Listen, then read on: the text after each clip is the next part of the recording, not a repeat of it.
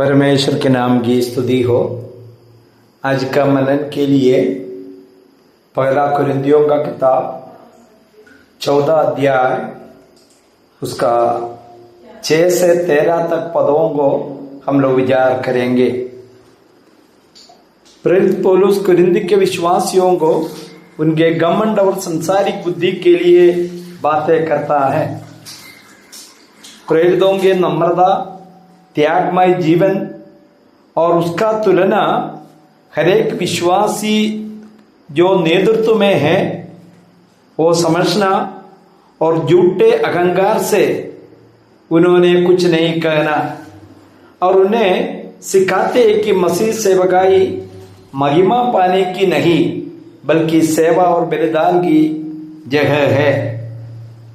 6वां पद में पौलुस बताते हैं, हे भाइयों, मैंने इन बातों में तुम्हारे लिए अपनी और अपुल्लोस की चर्चा दृष्टांत के रीति पर की है, इसलिए कि तुम हमारे द्वारा ये सीखो कि लिखे हुए से आगे ना बढ़ना और एक के पक्ष में और दूसरे के विरोध में गर्व ना करना।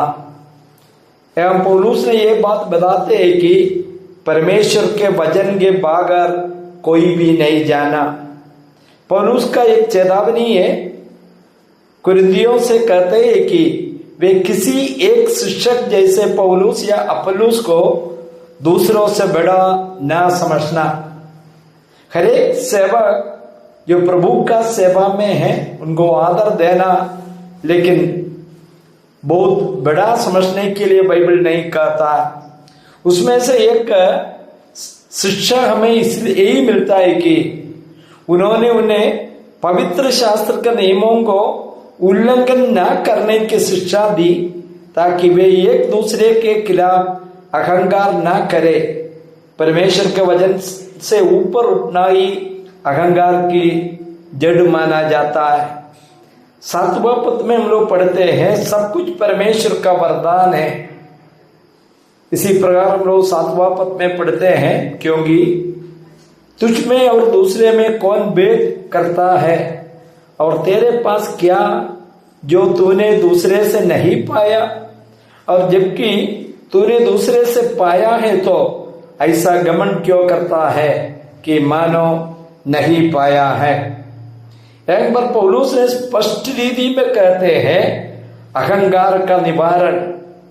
एक महत्वपूर्ण सवाल पूछते हैं, तुम्हारे पास ऐसा क्या है जो तुम्हें प्राप्त नहीं हुआ है। अपने में कुछ नहीं है, जो कुछ हमारे पास है परमेश्वर ने दिया, इसलिए कभी भी घमंड नहीं करना। यदि हमारी बुद्धि और धन या आत्मिक वरदान सब कुछ हमें परमेश्वर से ही मिला है तो अनुग्रह के रूप में, तो घमंड करने का कोई कारण नहीं बचता है। ये बात पौलुस कहते हैं। 8 से 10 पदों में हम लोग इसी प्रकार पढ़ते हैं, तुम तो तृप्त हो चुके हैं, तुम धनी हो चुके, तुमने हमारे बिना राज्य किया, परंतु भला होता कि तुम राज्य करते कि हम भी तुम्हारे साथ राज्य करते। मेरी समझ में परमेश्वर ने हम प्रेरितों को सबके बाद उन लोगों की नहीं ठहराया की है जिनकी मृत्यु की आज्ञा हो चुकी हो, क्योंकि हम जगत और स्वर्गदूत और मनुष्यों के लिए एक तमाशा ठहरे हैं। यहां पर पौलुस ने क्या बताता है, 8 से 10 पदों में संसारिक महिमा बनाम मसीह वास्तविकता। कुरिन्थियों का भ्रम क्या है? कुरिन्थ के विश्वासी सांसारिक रूप से खुद को बहुत धनी, ज्ञानी और सम्मानित समझने लगे थे। पौलुस इस पर स्वयं करते हैं कि वे मानो पहले से मसीह के बिना राज करने लगे हो। मसीह के लिए हम मूर्ख समझने के लिए पौलुस बताता है। इसके विपरीत प्रेरित पौलुस को दुनिया की दृष्टि में मूर्ख सबसे अंतिम और मृत्यु के समान ठहराया गया था। मसीह के सुसमाचार के लिए अपमान सहना ही असली मसीह जीवन है। 11 से 13 पदों में प्रेरितों का नम्र और कष्टप्रद जीवन के बारे में हम लोग देखता है। पौलुस अपने और अन्य प्रेरितों को के वास्तविक जीवन की भयानक परिस्थितियों को वर्णन करते हैं जो मसीह की सेवा में उन्हें उठाई है। संसारिक कष्ट, उन्हें भूख, प्यास और उचित वस्त्रों की कमी का सामना करना पड़ा, अनादर और यातना सहना पड़ा है।